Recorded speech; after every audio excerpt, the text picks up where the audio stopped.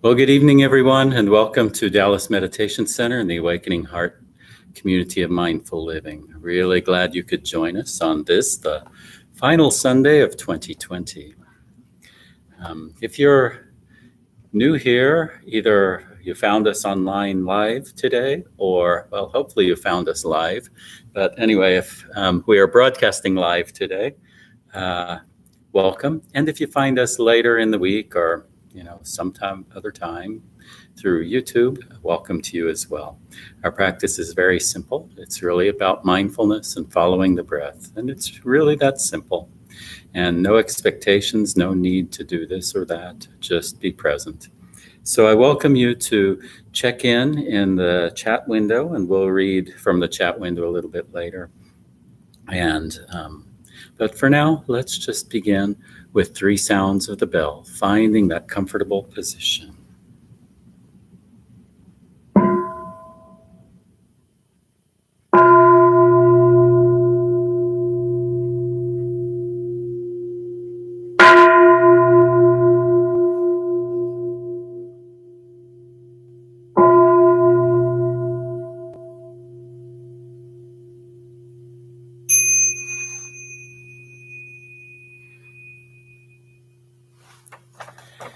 And if you know our opening affirmation, I welcome you to say it along with me. Noble community, we gather here now to honor the way of peace and nonviolence, the way of wisdom and compassion, the way of joy and beauty. In solidarity with one another, with all humanity, and with all life on earth. Friends on the path, we gather here now to deepen our solidity like a mountain and to renew our freshness like a flower. Through mindful sitting and walking, mindful singing and breathing, and mindful speaking and listening. Family of Awakening, we gather here now to celebrate the one infinite light that shines through many religions and many cultures, to cultivate the wisdom of our many teachers, both ancestral and contemporary, and to affirm the capacity within ourselves and all persons of every race, gender, orientation, and tradition to realize full and complete enlightenment.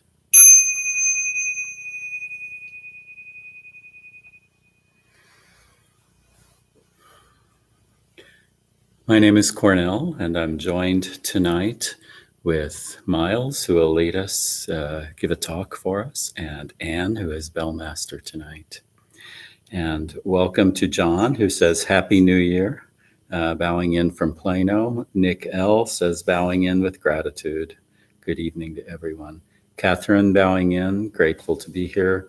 Julie bowing in, grateful for sunshine and walk on the creek trail. Yeah, what a nice warm day, and welcome Michael, he bows to all. And so tonight we will do our practice of sitting meditation. It will be lightly guided, and then that will be followed by a talk here on YouTube. And then after that, we will go over to Zoom for sharing and discussion. And a little bit later, I will put the Zoom link in the chat window for you, where you can go over to Zoom. And I know last week some of the links didn't come through, so if you know it from previous weeks, it's always the same. Otherwise, you'll see it in the chat window a little bit later. But for now, let's just sit back and find that comfortable position. And I'm going to turn the computer to face our altar.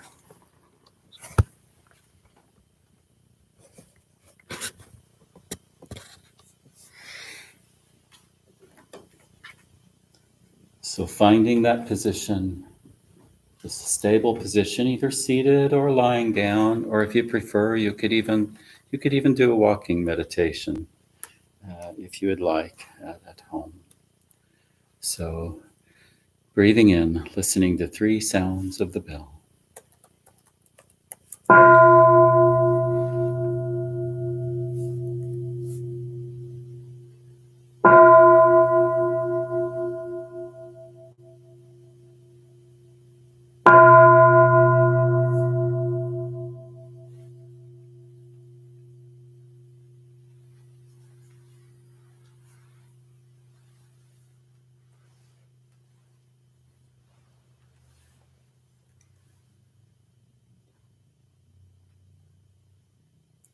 Breathing in, aware of breathing in, and breathing out, aware of breathing out.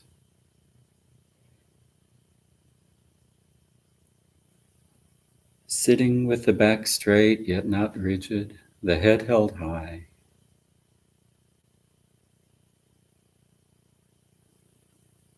Noticing each breath through this meditation.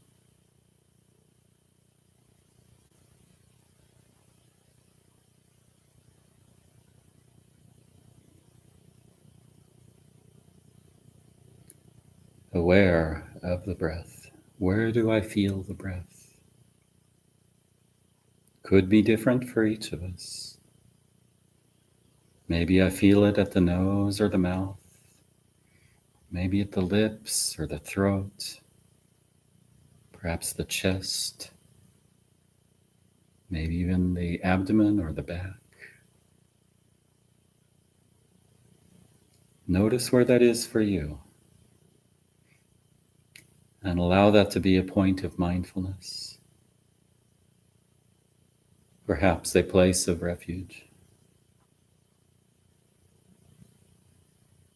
A place to come back to if the mind wanders.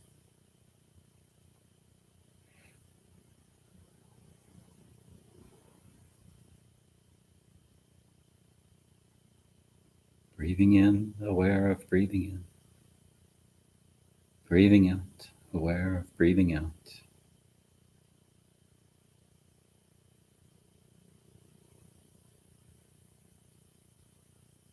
Coming back to the breath. Coming back to that place of refuge where we feel the breath.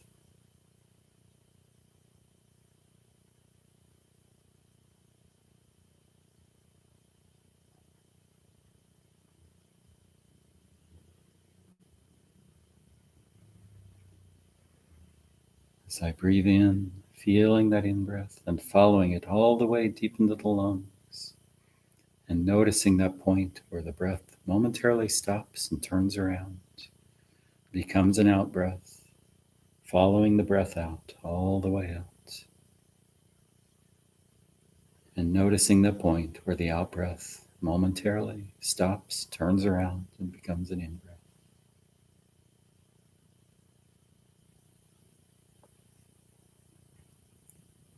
That's all. Nothing to do, just coming back to the breath.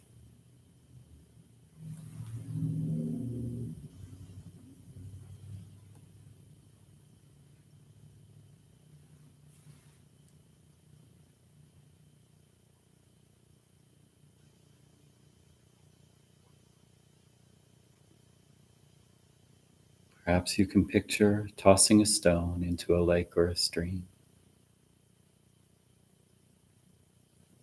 When it first hits the water, it creates ripples that expand across the surface. Sort of like the way thoughts create ripples of more thoughts in our mind. But the stone doesn't stay there on the top of the water. It slowly and effortlessly sinks to the bottom of the lake or the stream and settles quietly onto the bed of the lake or the stream.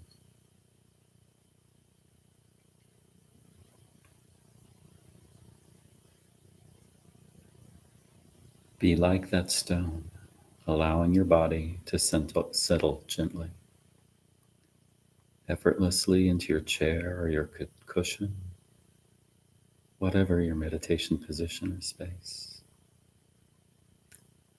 Thoughts and sensations will continue to arise on the surface of your mind, but those ripples cannot disturb that deep stillness and calm.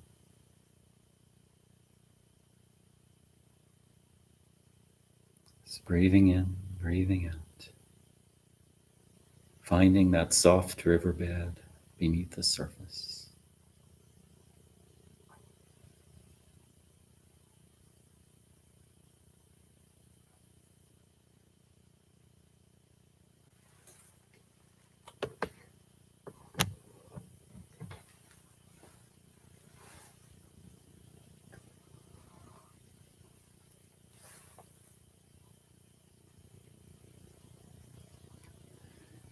Breathing in, I feel my chest rise as my lungs fill up with fresh air. Breathing out, I feel my chest fall as lungs release the air. Breathing in, chest rising. Breathing out, chest falling. Rising, falling.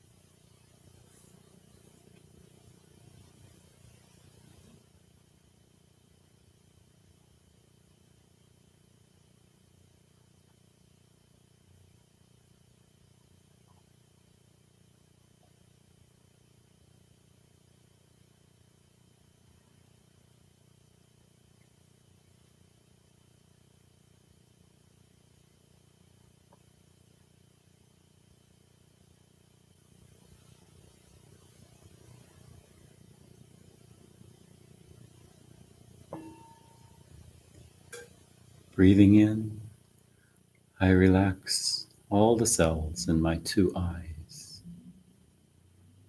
Breathing out, I release all tension in my two eyes.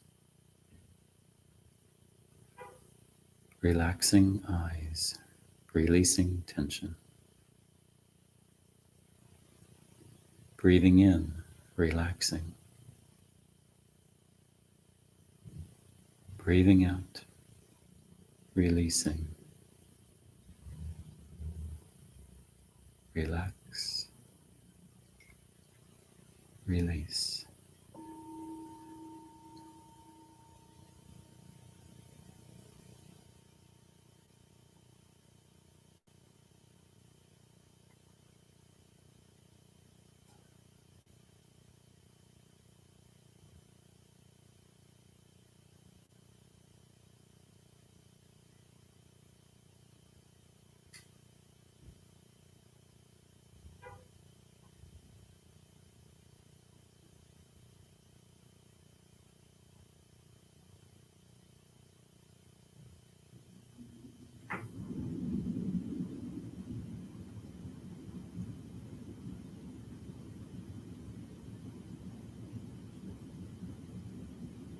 Breathing in, I allow my whole face to soften. Breathing out, I smile to my face. Soft face, smile. Breathing in soft. Breathing out, smile.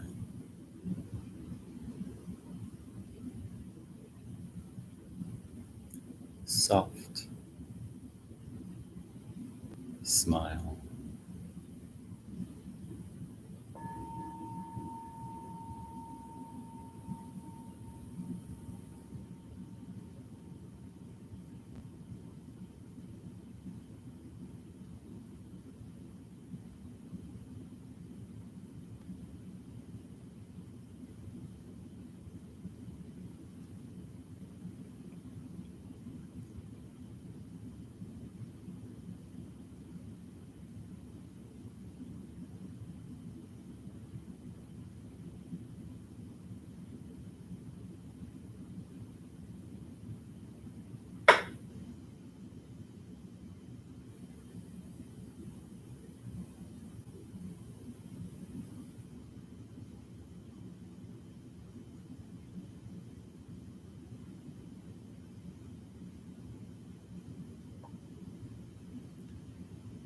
Breathing in, I relax my shoulders, dropping any burdens I may be carrying. Breathing out, I smile. Relaxing shoulders, smile. Breathing in, relax. Breathing out, smile. Relax, smile.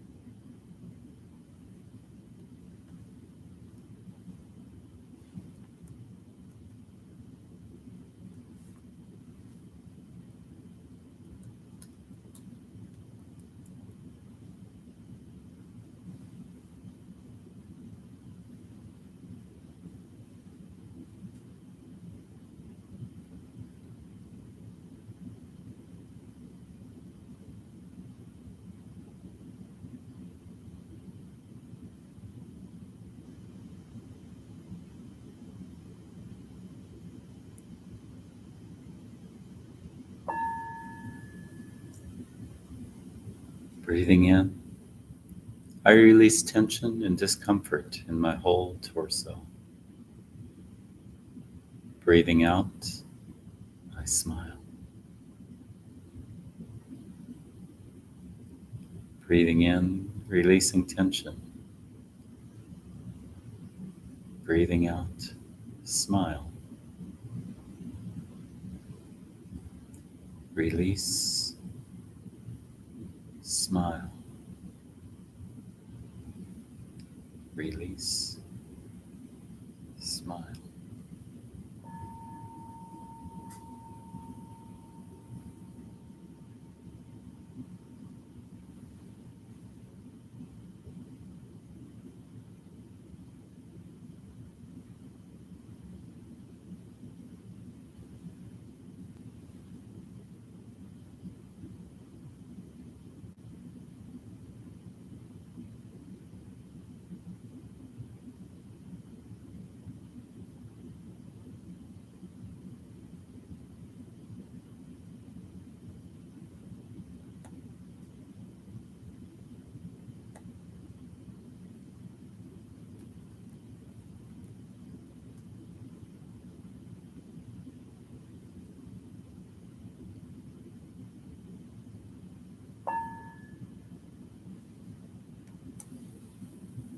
Breathing in, I allow my hips to sink comfortably into my cushion or my chair.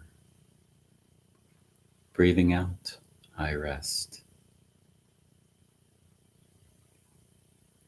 Breathing in, sitting comfortably.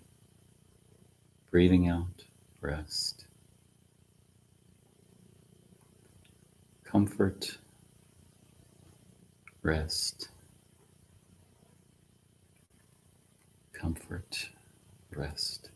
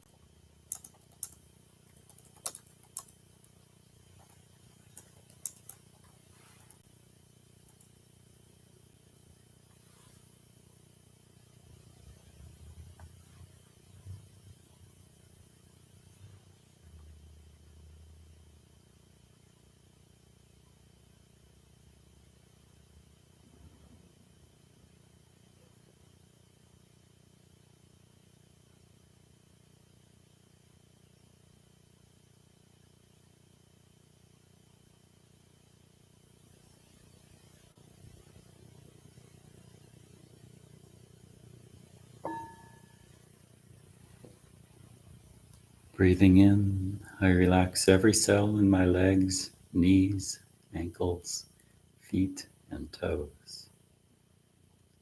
Breathing out, I smile to my legs, knees, ankles, feet, and toes. Breathing in, relax. Breathing out, smile. Relax, smile.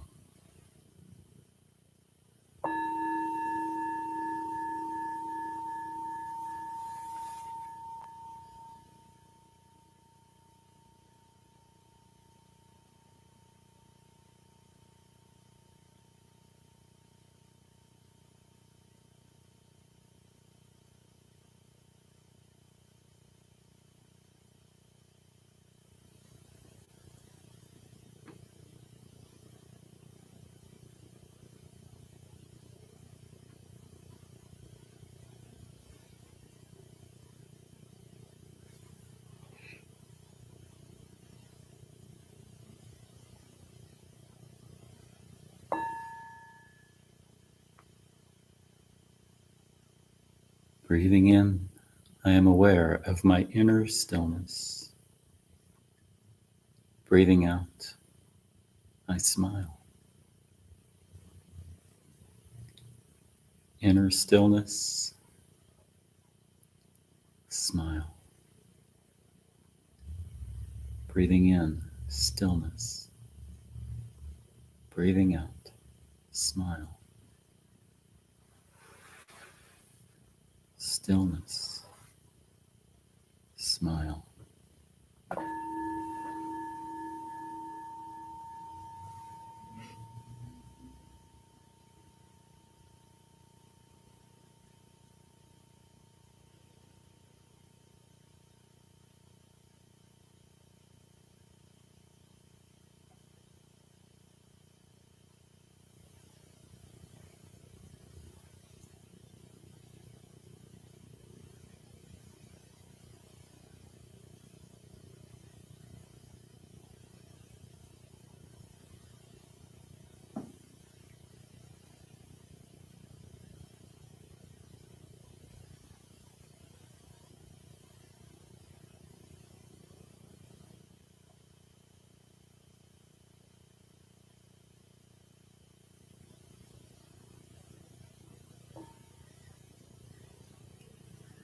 Breathing in, I send my love and appreciation to my whole body.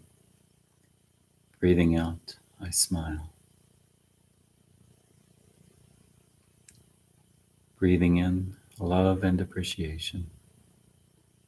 Breathing out, smile. Love and appreciation, smile.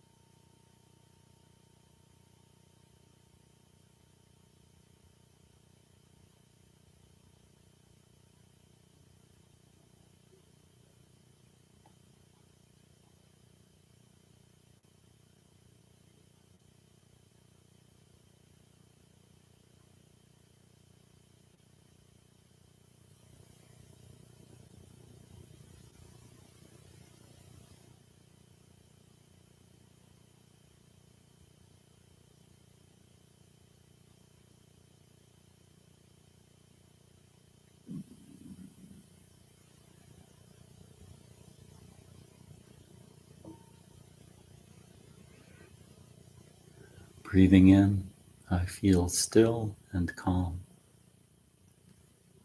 Breathing out, I feel peaceful. Breathing in, still and calm. Breathing out, peace. Still and calm. Peace.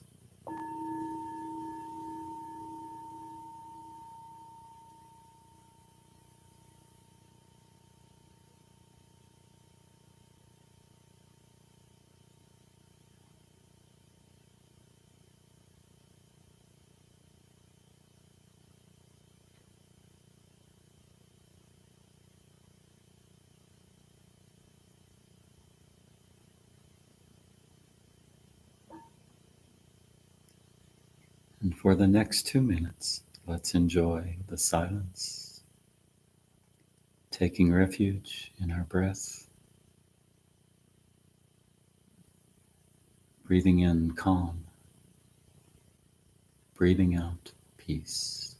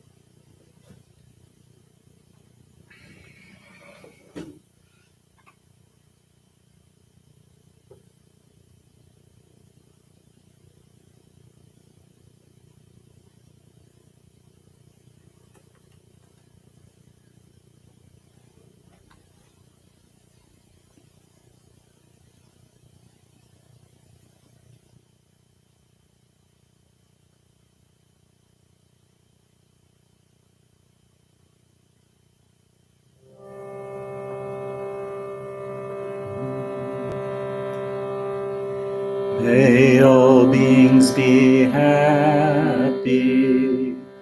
May all beings be free. May all beings be joyful. May all beings be at peace.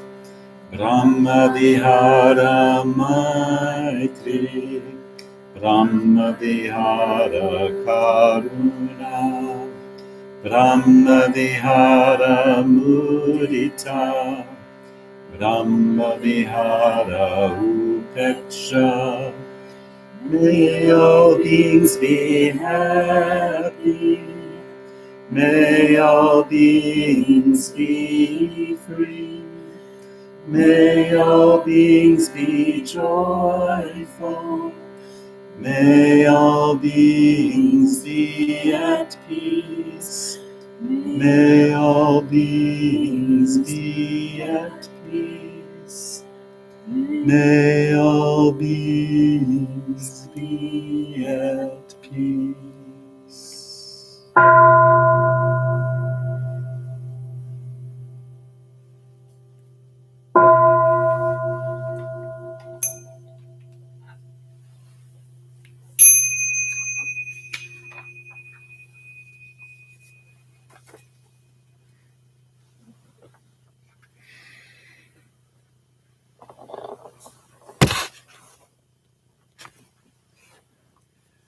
And now we have an opportunity to take refuge in the Buddha, and that is the Buddha nature that's inside of all of us, that nature to become enlightened, that nature for awareness, and also take refuge in the Dharma, which is the teachings and our words that we use with each other. Take refuge in the Sangha, and that is the community that gathers in mindfulness, whether it be in person or online or in our thoughts and in our awareness. We take refuge in the Buddha, the awakening heart of infinite light, that which shows us the way in this life.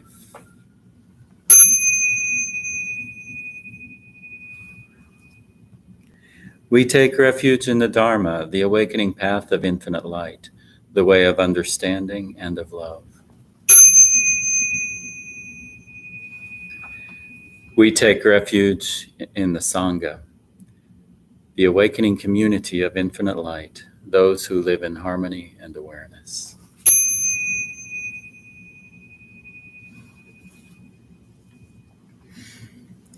Thank you, everyone, for meditating together tonight. I'd like to say hello to a few more of you who have dropped in and signed in the chat window. Hello, Jeff. Good afternoon. And bowing in, Luis bowing in, Neil bowing in, and ML bowing in, and Connie bowing in as well. So nice to have so many of you with us, meditating together and sitting together and just being aware, practicing for the benefit of all beings everywhere. And so tonight I would like to welcome one of our longtime community members, Myles, will join us and talk about taking refuge in awareness.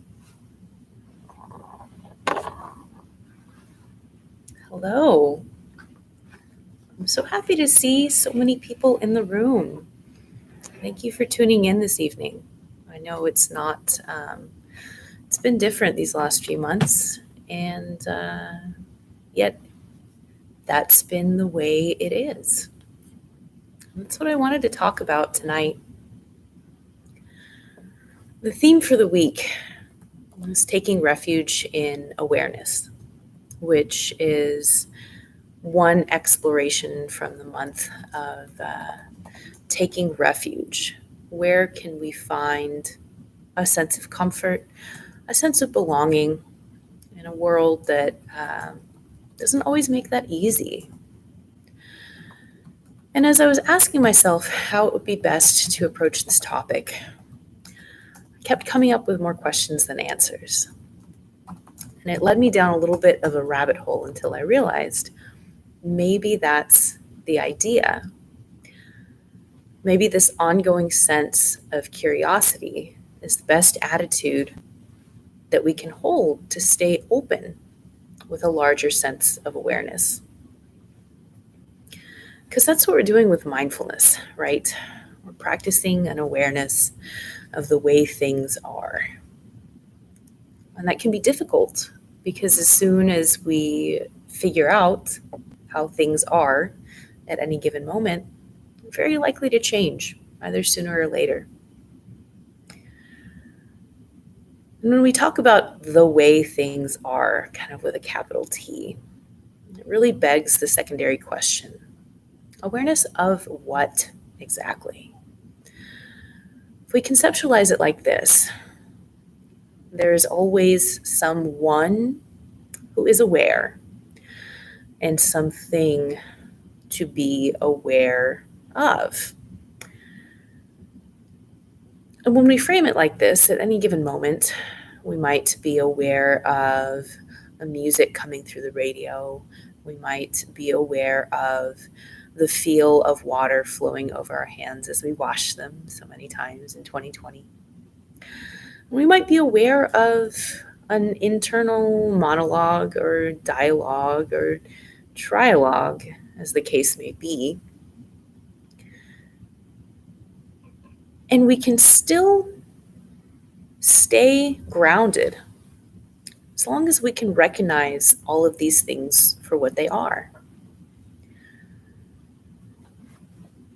And we like to think that we are generally aware of all these different things, the things that are happening to us, the sensory input coming in through our eyes, ears, nose, mouth. And at times that may be true. But as the neuroscientist Antonio Damasio reminds us, sometimes we use our minds not to discover facts, but instead to hide them. You might be familiar with some of the ambiguous images that show up in like brain puzzler books. A very common one is an image that can either be a rabbit or a duck, or an old woman or a young woman. And as soon as we definitively decide that we are looking at a duck and not a rabbit, or we're looking at a young woman and not an old woman, we've just shut ourselves out from new alternatives, alternative vantage points on the way things might be. Our brain uses these little shortcuts to help us survive in daily life. If it didn't help us make these quick decisions, putting things into boxes, giving them labels, we might very well feel overwhelmed with a number of multisensory input coming in. The things that we see, the things that we hear, the things that we smell, taste, sensations from inside and outside the body. It can feel like sensory barrage, a little bit of an onslaught if you have any kind of sensory issue that makes it hard to filter out background noise or to filter out kind of secondary sensations like the feel of clothes on your body. So our thinking brain generally does these things for us. And while deciding whether a black and white image is a rabbit or a duck or an old woman or a young woman hardly matters. Our brain's ability to glean different and exclusionary interpretations has very heavy implications in other parts of life. We may see an old white or orange guy at the podium, really hardly makes a difference, and immediately assume malicious intent, depending on your team, your group. We may see a Hispanic school custodian cleaning up at the end of the day and assume one less job for an American who's a little more American. We may see Pfizer and Moderna shipping vaccines around the globe and assume, depending on your vantage point, that they are superheroes or supervillains of the modern era. And there's little reason to fight our brain's natural tendency to categorize, to label, to make quick filtering shortcuts called heuristics or rules of thumb. But when we don't also take a step back to recognize our brain's processing for what it is, just one part of a more expansive potential awareness, we can fall into a pattern of seeing only what we want to see, and we can hurt ourselves and each other in the process. In a time of a lot of political divisiveness, in addition to other things, it's very natural to find comfort, to find refuge in the idea of belonging to a group of like-minded peers. But if this is our only refuge, it also implies the existence of an out-group, people who hold beliefs that are so different from our own that there's little room for mutual understanding. It seems like there are so many well-intentioned people in 2020 who are very firmly on one side of the fence or the other. And there's nothing wrong with a desire to belong, to relate to the people around us, whether in person, online, through different in-groups of social class, language, ethnicity, culture, common interests. But if we've lost sight of our potential for the greater refuge of a more expansive awareness, defending our group's vantage point tooth and nail becomes a necessity because it feels like our safety depends on it. When we're thinking in this mindset, we can fail to recognize another group's sense of morality if it looks even slightly different from our own. We forget that any and every perception we might hold is inherently incomplete. After all, we can't see our own eyes or the back of our head. Rather than some people being moral and other people being immoral, which oftentimes conveniently lines up with the in-group and the out-group that we perceive, I like to think that most people are at least trying to be good most of the time. But what does it mean to be moral? I think this is where some of the disconnect happens. Because some parts of the population are more likely to prioritize freedom, while others prioritize harm reduction, even if it means making some concessions when it comes to individual choice.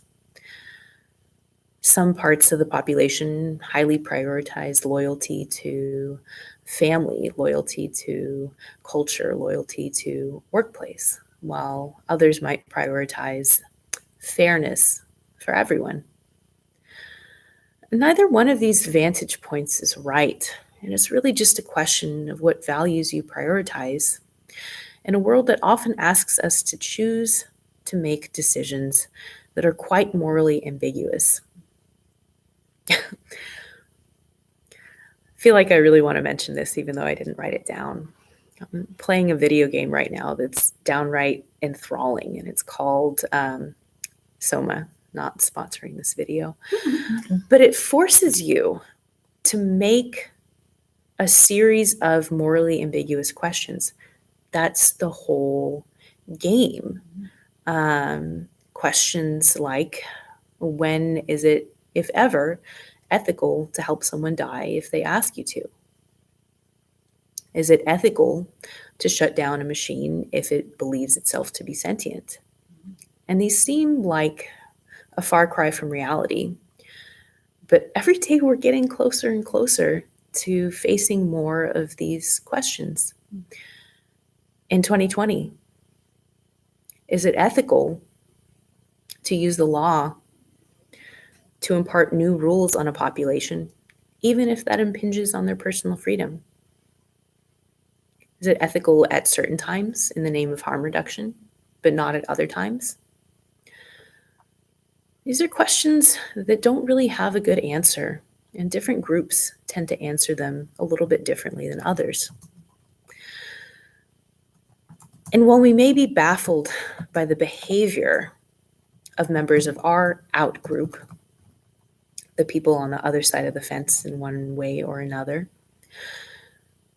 we can't claim to be able to read their minds. At the end of the day, we can't know their intent, at least not with today's technological capabilities that might be coming within the next century. But if we are willing to sit with the discomfort of morality being a little bit more ambiguous, with the idea that our group might not always be right and the other group might not always be wrong, and there might be many, many more blurred lines than straight ones, we can find something much greater in which we can take refuge, which provides a lasting sense of comfort that's not dependent on our views or on the views of the people around us.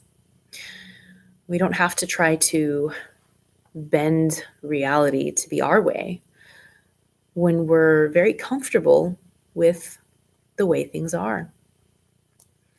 It's not magic. It really doesn't require any kind of leaps or faith for any analytical minds watching.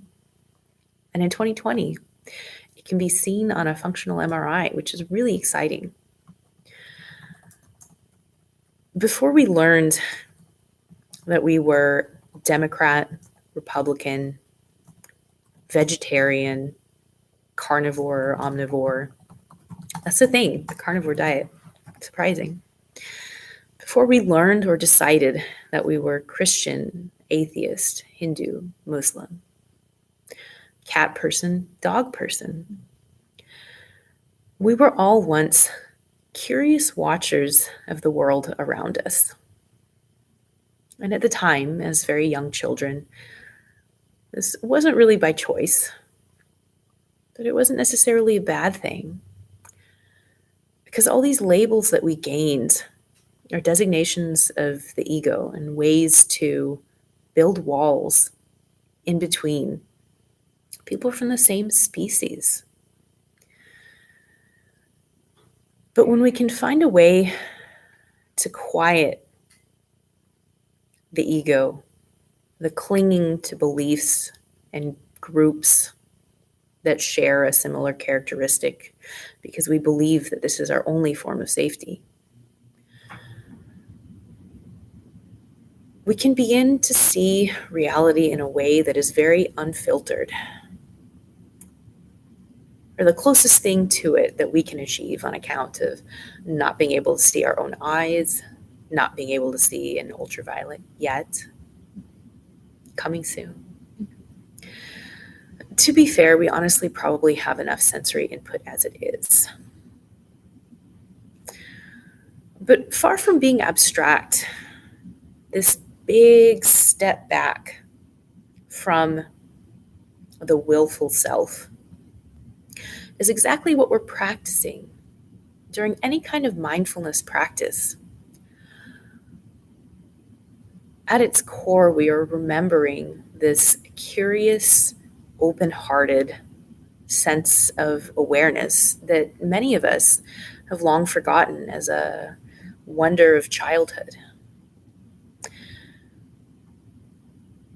And yet, this state, more than anything else, might be what we really could use in 2020. An attitude that we could bring into the new year so that our safety, our sense of belonging, our sense of well-being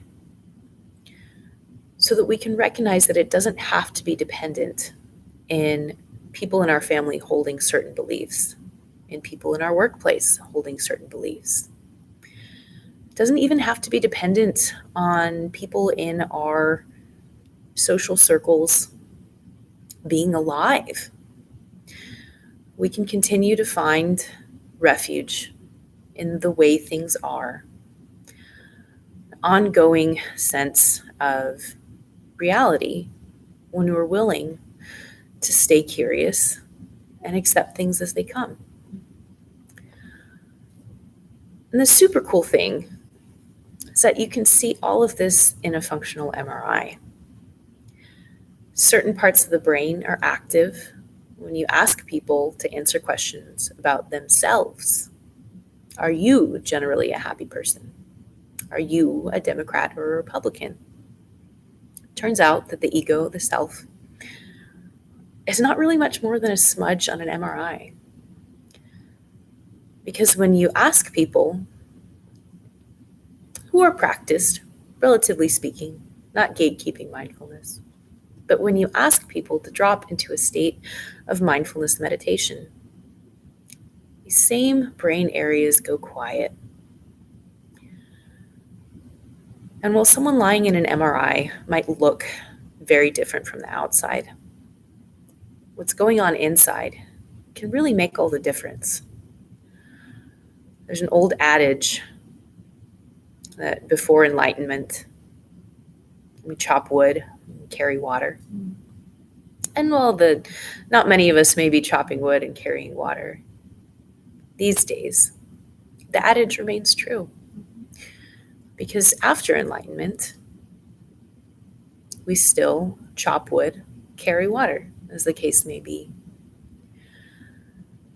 But the internal experience can be very different.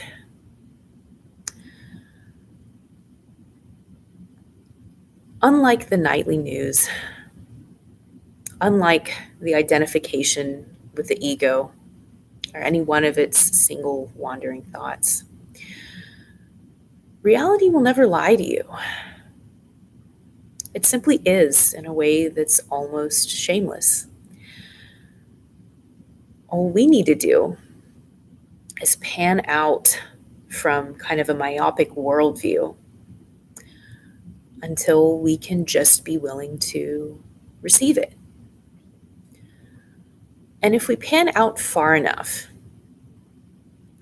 we'll eventually see that we're not, in fact, this separate, isolated, willful self mucking around in a world that's generally cold and unforgiving until we, poof, get snuffed out one day into nothingness. We are each, instead, tiny manifestations of the universe that are not, in fact, separate. A lot more like leaves on an enormous tree branch blowing around in the wind. We're made of the same stuff that the rest of the universe is made out of when it comes down to the elements. And there's no possibility for us to be snuffed out of existence and simply disappear. It would violate the first law of thermodynamics. But it's a little bit ironic that the natural state of being seems to be the state of perpetually forgetting this greater sense of connectedness, this greater sense of awareness that is impartial and accepting with good equanimity. Yet, for the scientific minds, it still lines up with the second law of thermodynamics, that entropy tends to increase in the universe. And perhaps so it is with our minds, or on a day-to-day basis. We can start out with mindfulness meditation in the morning. Oftentimes, by mid-afternoon, we feel like we're spinning plates, just running around trying to keep all of them spinning, feeling like if any of them fall, something disastrous might happen. So the trick then comes and figuring out ways to remind ourselves of this greater refuge. The fact that all we ever have to do at any given moment with reality is to continue to receive it, even as it changes.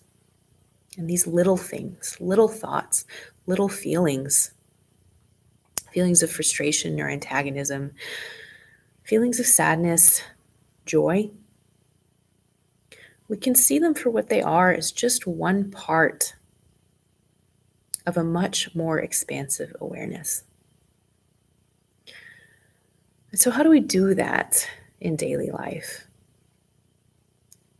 Kind of as I mentioned earlier, I think it really helps to have a daily meditation or meditative type practice, at least to start things off. I don't feel like I really have to sell that to this audience. But oftentimes that's not where the real challenge lies. Somewhere between the space of meditation and a few hours afterward, in between where our gaze has become increasingly myopic, as the natural state of being seems to be.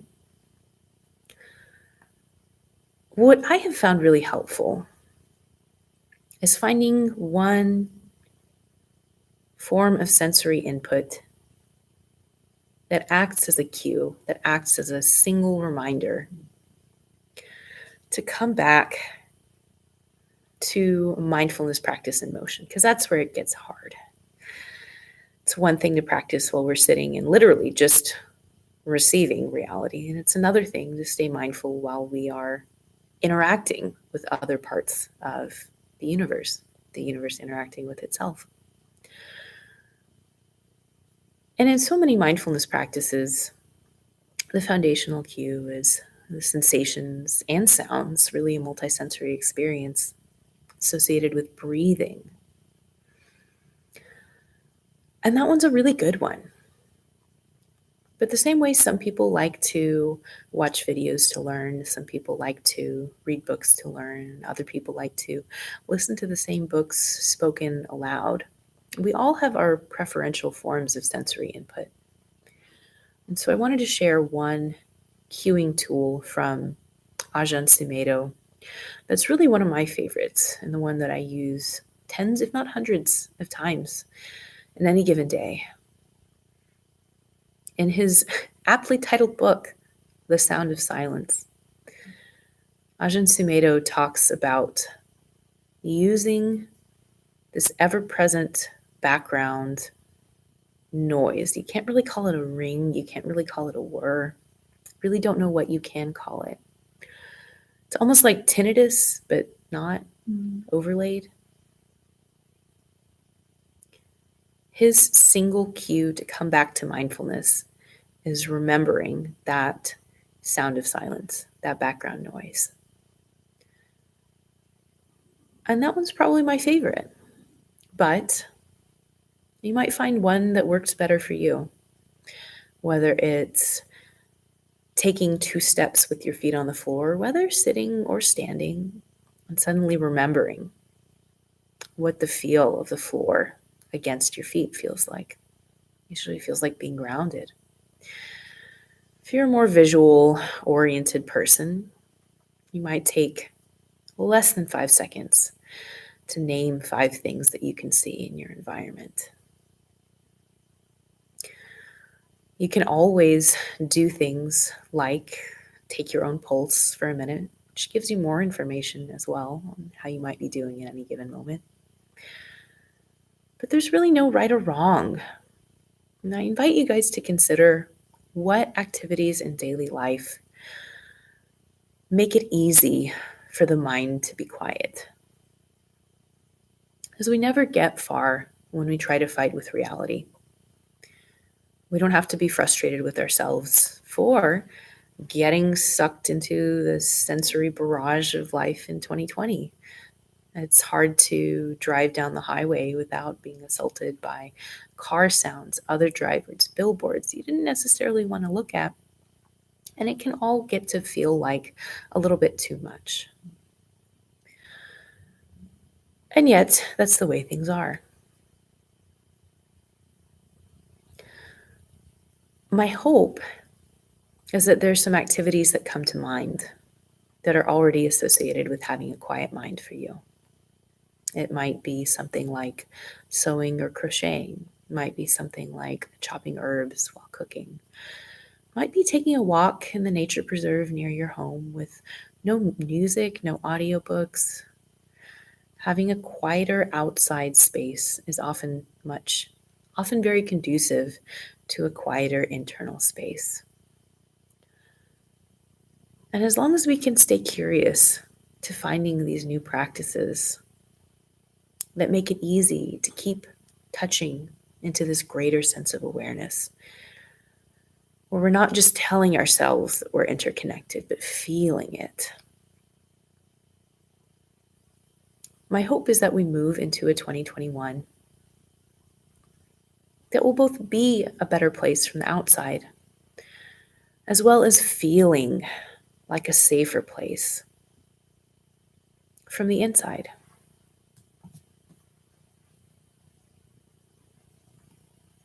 And while the activity that you might be doing in 2021 might not be the same, I thought it would be apt to end this talk by saying that I'll see you guys in 2021. Hopefully chopping wood and carrying water. Thank you so much for listening today. And I hope that you guys can take this really gentle hide and seek with the mind, the curiosity from this talk in daily life. Would love to hear what kind of activities give you that natural sense of quieting the mind. And hope that you guys are also gentle with yourselves, losing and finding this greater sense of awareness. Thank you so much. I'll pass it back to you.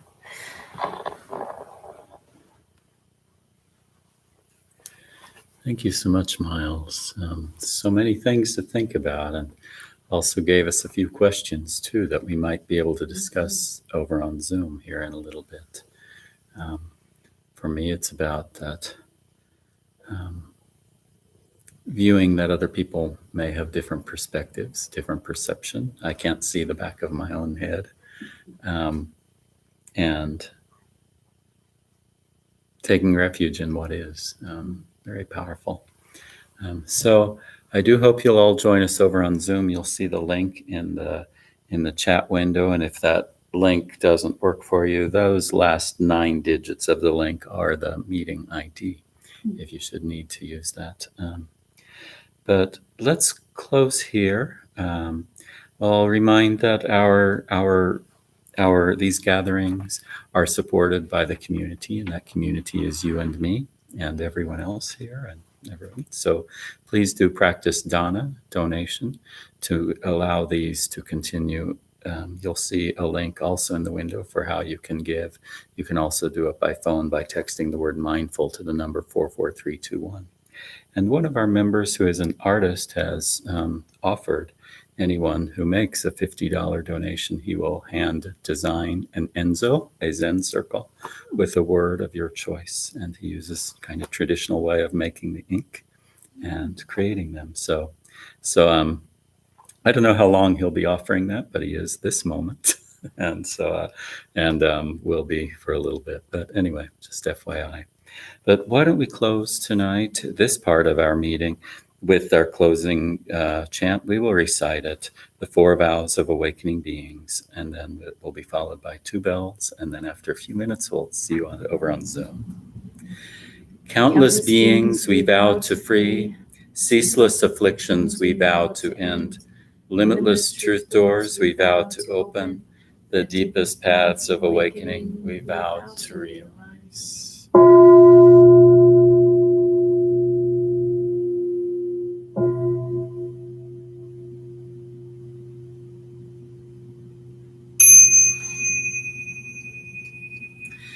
Thank you, everyone, and we'll see you in a few minutes over on Zoom.